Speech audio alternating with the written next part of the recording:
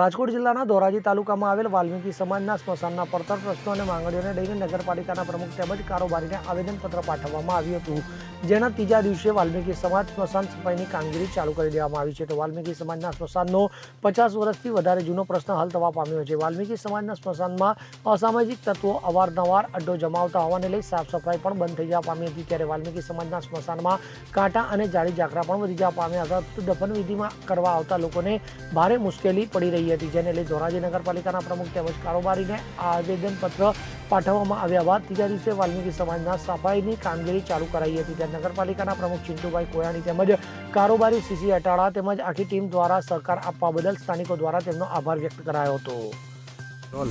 મારું નામ આશીષભાઈ જેઠવા, ધોરાજી વાલ્મીકી સમાજ પ્રમુખ.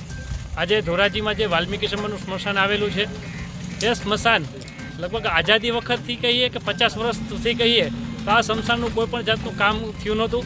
અહીંયા અવાર તત્વનો અડ્ડો જામી ગયો હતો, તેમજ કાંટા અને બાવળિયા એટલા બધા ઉગી ગયા હતા કે જે દફન વિધિ અંદર કરવા જવું હોય વાલ્મીકી સમાજને તો બહુ જ તકલીફ થતી હતી, જેને લઈને અમે નગરપાલિકાને આજે લગભગ 2 કે 3 દિવસ પહેલાં આવેદનપત્ર આપેલું હતું કે અમારું જે સ્મશાન વાલ્મીકી સમાજનું આવેલું છે એને સાફ સફાઈ કરીને રેલિંગ બનાવી અને સ્મશાન વાલ્મીકી સમાજને સોંપવામાં આવે.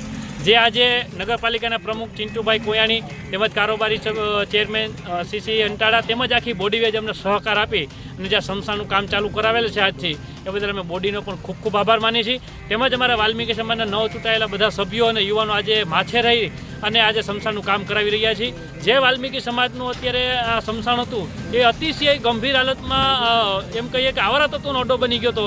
જારી ઝાખરા બાવળિયા ઉગી ગયા હતા, ત્યાં દફન વિધિમાં જવાય એવી પરિસ્થિતિ હતી. તેની જગ્યાએ અમે કામ ચાલુ કરાવેલું છે અને વાલ્મીકી સમાજના લોકોને પણ અમે જાણ કરીએ છીએ કે વાલ્મીકી સમાજનું જે આપણું સ્મશાન છે એનું આજથી અમે કામ ચાલુ કરી દીધેલું છે. અને ધોરાજી તંત્રનો પણ અને પત્રકાર મિત્રોનો પણ અમે ખૂબ ખૂબ આભાર માનીએ છીએ.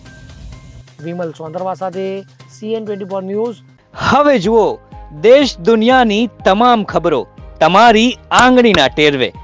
ઉઠાવો મોબાઈલ અને Google Play Store પરથી ડાઉનલોડ કરો અમારી CN24 ન્યૂઝ મોબાઈલ એપ.